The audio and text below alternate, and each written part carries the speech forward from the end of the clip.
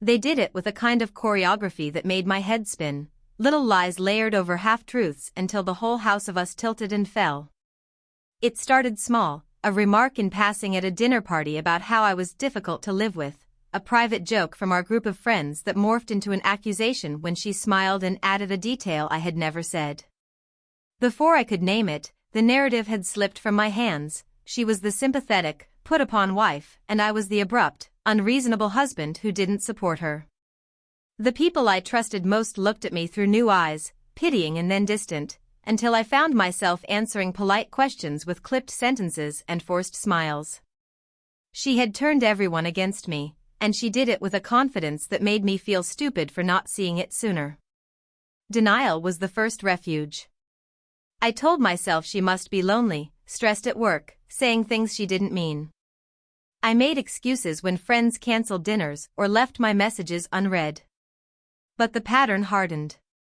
Invitations stopped arriving. Our mutual friends rearranged plans so Claire could have a quiet night in.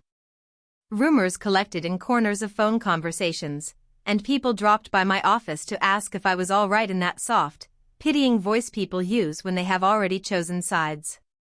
The isolation tasted like betrayal in slow doses.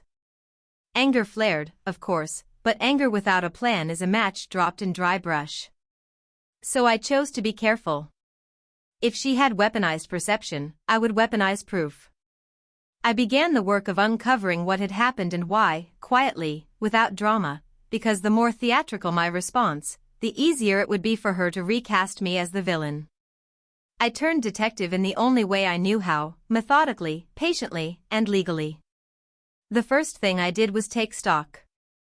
Conversations collected on voicemails, screenshots of group chats where she nudged others towards certain versions of events, texts she'd sent to mutual friends with half-truths carefully inked between the lines. I saved them all.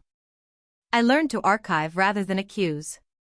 Where I once would have replied emotionally, I printed, time-stamped, and filed.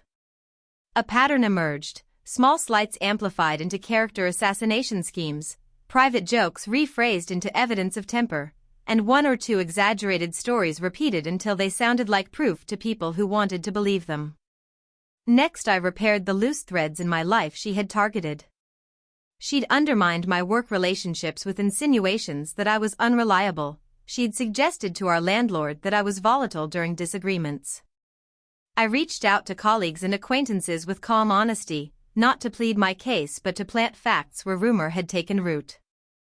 I scheduled coffee with a few trusted old friends and, when it felt appropriate, I showed them the archive, the messages, the timelines, the receipts that placed events in context. People want to be right, and when presented with a clear, documented narrative that contradicted what they'd been told, many were willing to re-examine their assumptions. But the most decisive moves were institutional. She had framed me as the problem at home. She had framed me as someone unfit in the zones where her gossip could travel fastest, our social circle, our neighborhood association, the volunteer groups I'd invested time in. I took the high road. I didn't publicly yell or beg. I took what I had and used official channels. Where her lies had implicated aspects of my professional life, I sat down with HR and with my manager and laid out the record. Where she had misrepresented our finances and our joint responsibilities, I documented the truth with bank statements and contracts. Institutions respond to evidence more readily than to emotion. The moment the documents were assembled and the timelines matched, things began to shift. Someone who had been persuaded by her story confronted her with one of my printouts in a quiet kitchen. Another friend, embarrassed at having taken her word, apologized and asked for explanation. The landlord who had been nudged toward eviction reconsidered when he saw the signed lease and the payment records. Small reversals cascaded. People had to choose whether to admit they'd been misled or to keep living in the comfortable fiction she'd offered them. Most chose to step back and look again. There was one confrontation I had to engineer carefully, the circle of mutual friends who had once been the neutral court of our life. I arranged a dinner for them, not at our house, not as a dramatic reveal, but at a neutral place with quiet light and space to talk. I did not play my archive on the table like a weapon. Instead, I placed select, undeniable pieces where they could be seen, a timeline of events, messages she'd sent to friends asking them to support her side, a few voice notes that betrayed the mentorship of manipulation. It felt clinical, like presenting evidence in a courtroom. People listened.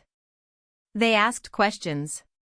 The pity that had once stiffened their faces melted into something else, surprise, then embarrassment, and finally a hesitant apology.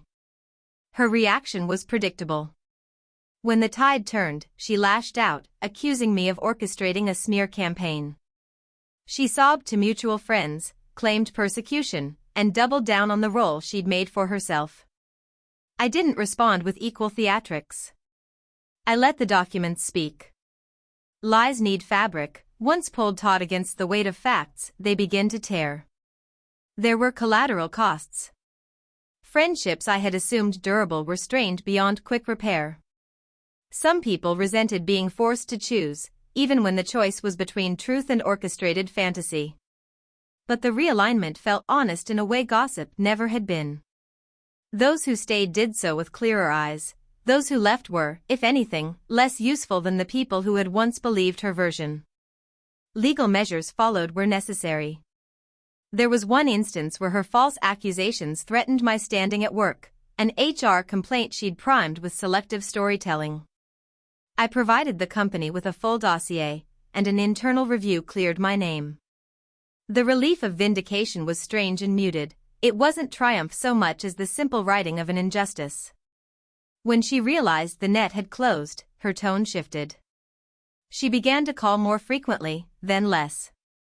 She reached out through mutual friends with apologies stitched in qualifiers. If I hurt you, I didn't mean, but I had learned one thing from her campaign of manipulation: sympathy could be weaponized, and I would not be ensnared again. I responded with distance and with boundaries. I reclaimed the parts of my life she'd attempted to repaint. Months later, when the dust had settled enough for the raw edges to even out, we met once to sign papers that would sever the official ties she had used as a stage. There was no melodramatic showdown, no final epithet. There was instead the small, bureaucratic sound of a pen on paper and the quiet click of a folder closing. I felt neither gloating nor bitterness so much as exhaustion and a kind of stern relief. The worst had been living inside her story, the best was stepping back into a life anchored by facts I had gathered with my own hands.